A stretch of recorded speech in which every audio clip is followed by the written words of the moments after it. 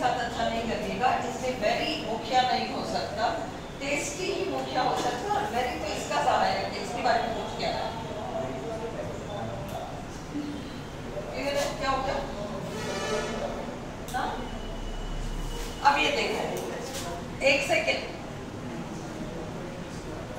She sang very beautifully.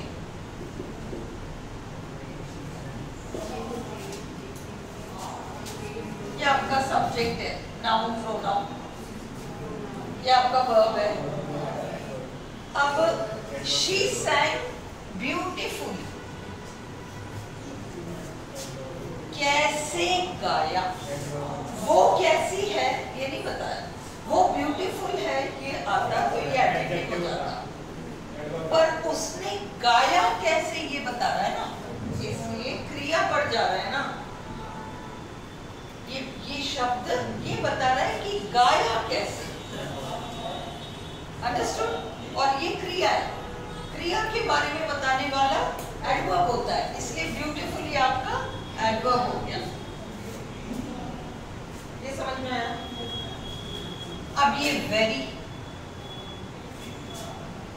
Very एक adverb है क्योंकि वह ब्यूटीफुली के बारे में कुछ बता रहा है कि कितना ब्यूटीफुली गाया, बहुत ज्यादा ब्यूटीफुली, इसलिए ये वेरी उस एडवर्ब के बारे में बता रहा है। जैसा हमने देखा था एडवर्ब या तो वर्ब के बारे में बताता है या एडवर्ब एडजेक्टिव के बारे में बताता है, वेरी टेस्टी मील, या फिर एडवर्ब दूसरे एडवर्ब के बारे में बताता है, तो यहाँ पर वो दूसरे एडवर्ब के बारे में बता रहा है। Is this clear? अच्छी तरह क्लियर? ये भी एडवर्ब हो गया, और ये दोनों मिलाकर भी वो अंडरलाइन करें तो ये एडवर्ब फ्रेज है, इसमें तो झगड़ा ही नहीं है, दोनों ही एडवर्ब है। Is this clear? चलो उसी तरह से अब नेक्स्ट सेंटेंस देखो, खड़ी होकर करूं क्या, क्योंकि तुमने कर दिया। चलो, he kept the fast for a week. He kept the fast for a week. the आ गया, पीछे fast आ गया, उसने क्या रखा, फास्ट रखा, क्या रखा, क्या का जवाब दे रहा है, इसलिए फास्ट आपका नाउन है, इसलिए फास्ट आपका नाउन है।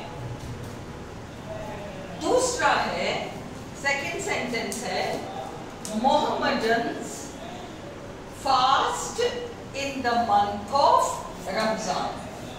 वापस फास्ट को अंडरलाइन किया, पर अब जरूरी नहीं है कि फास्ट नाउन ही हो, एक शब्द नाउन भी हो सकता है, किसी और सेंटेंस में वो वर्ब भी हो सकता है, किसी और में कुछ और भी बन के आ सकता है, डिपेंड करता है सेंटेंस पर कि ये क्या है, फिक्स्ड नहीं है ये चीजें, understood? These things are not fixed. English grammar में ये शब्द फिक्स्ड नहीं है, ये सेंटेंस पे, रिलेशनशिप पे डिपेंड करेगा कि ये क्या है, सेंटेंस में क्या बनकर आया है।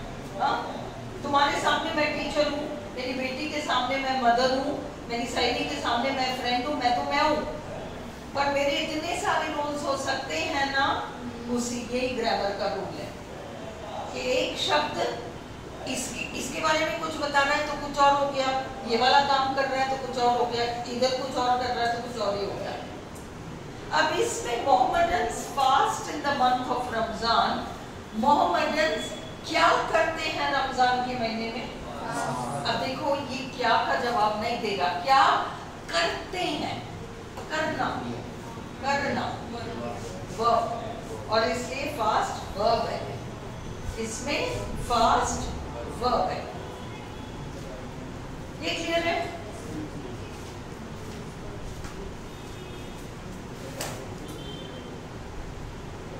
अब Mohammedans fast in the month of Ramzan, इसको मिटा दो, मिटा दो, नहीं मैम काय को नहीं, क्यों नहीं लिखा?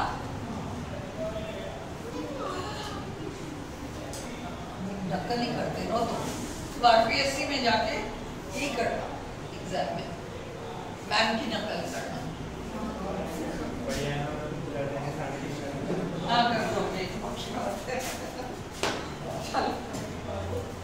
अब मोहम्मदन फास्ट बहुत सारा लिखना पड़ेगा, मैं नहीं लिख रही।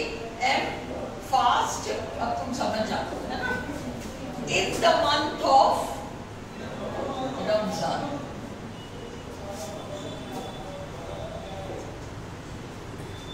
अब देखो प्रेपोजिशनल फ्रेज।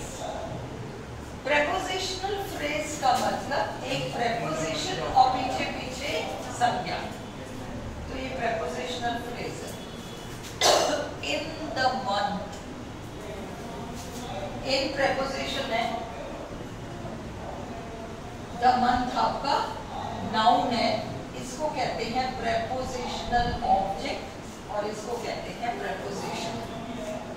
ये तो है प्रेपोजिशन। उस दिन मैंने डायग्राम कराया था, तब आए थे ना, फ्रेजेस का कराया था ना, पी जेनेटिव फ्रेज वगैरह संचिता आई तो थी।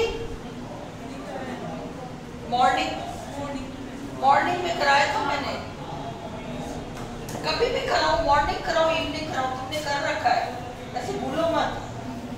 तो in the month prepositional phrase किसे कहते हैं? Prepositional phrase is equal to, prepositional phrase is equal to preposition, ये ना, प्लस ये संज्ञा जो प्रेपोजिशन के बाद आता है, उस संज्ञा को प्रेपोजिशनल ऑब्जेक्ट कहते हैं। प्रेपोजिशनल ऑब्जेक्ट क्या होता है? वह संज्ञा जो प्रेपोजिशन के बाद आता है। इतना सा क्लियर है? अब इन द मंथ, अब एक और आ गया ऑफ रमजान। ऑफ रमजान ये भी तो है। अगर तुम कहते हो Mohammedans fast in the month, Mohammedans fast करते हैं महीने में, तो आधा अधूरा इंफॉर्मेशन है। कौन से महीने में? कौन से महीने में? तो आपको ये भी कहना पड़ रहा है ऑफ रमजान। ये दूसरा प्रेपोजिशनल फ्रेज है जिसमें इधर एक प्रेपोजिशन है और इधर एक प्रेपोजिशनल ऑब्जेक्ट है, दिख रहा है ना? ये पूरा प्रेपोजिशनल फ्रेज इस इन द मंथ के बारे में कुछ बता रहा है। Mohammedans fast in the month of Ramzan पूरा मीनिंगफुल है। दो प्रेपोजिशनल फ्रेज मिल गए, in the month of Ramzan. अगर तुम कहो मोहम्मदन्स फास्ट ऑफ रमजान तो कोई नहीं होता। मोहम्मदन्स फास्ट ऑफ रमजान क्या होता है? अगर आप कहो मोहम्मदन्स फास्ट इन द मंथ तो भी आधा अधूरा सा। इन द मंथ कौन सा मंथ? आप दोनों को एक साथ बोलते हो तो आप अर्थ पूरा हो रहा है। इसलिए ये वाला हिस्सा इसका पूरा क्या है? इसका अर्थ पूरा कर रहा है। इन द मंथ आधा अधूरा मीनिंग है। ऑफ रमजान इस मंथ के बारे में कुछ बता रहा है, कौन से महीने में मोहम्मदन्स फास्ट करते हैं। इससे ये वाला सेकंड प्रेपोजिशनल फ्रेज अनिवार्य है। इसको और इसको हम अलग नहीं कर सकते, ठीक है? तो ये पूरा आपका एक प्रेपोजिशनल फ्रेज है जिसके अंदर एक और प्रेपोजिशनल फ्रेज छुपा हुआ है। आरपीएससी को जो मर्जी अंडरलाइन करेगी, अगर वो इसको करेगी तो फिर ये प्रेपोजिशन है, ये पीओ है। इसको करेगी तो ये प्रेपोजिशन है, ये पीओ है, नाउन है। This is clear to you? और ये पूरा का पूरा इसका पूरा है, इसका अर्थ पूरा कर रहा है। This is clear? हाँ?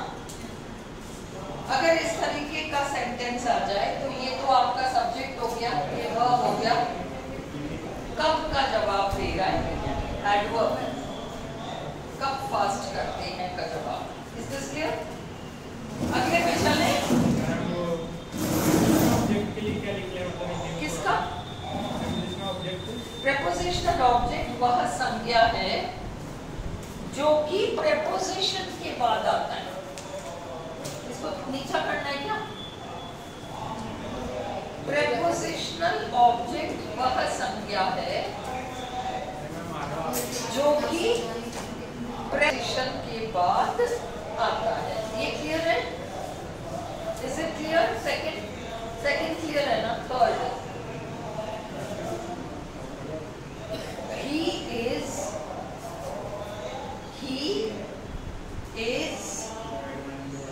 the right man in the right place। मैंने आपको बताया है a and the के बाद नाउन आता ही है, जरूरी नहीं अगला ही शब्द नाउन हो, पर मैन और प्लेस तो नाउन है,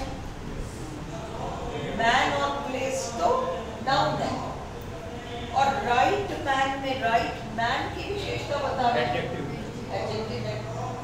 और राइट प्लेस में राइट प्लेस में राइट एडजेक्टिव है ना। He is the right man. वो तो एक शब्द अंडरलाइन करके पूछ रहा है, राइट। वो भी एडजेक्टिव हाँ, दोनों एडजेक्टिव में राइट। हाँ, the right man in the right place. Right शब्द को अंडरलाइन किया तो ये पूछ रहे हैं कि कौन से शब्द को मॉडिफाई कर रहा है। राइट प्लेस में राइट प्लेस को मॉडिफाई कर रहा है, और प्लेस आपका नाउन है, इससे राइट आपका एडजेक्टिव होगा। अब क्लियर है? हम यहाँ पे क्या आता तो वो एडवर्ब में हाँ, he is the right man now, he is the right man today। ये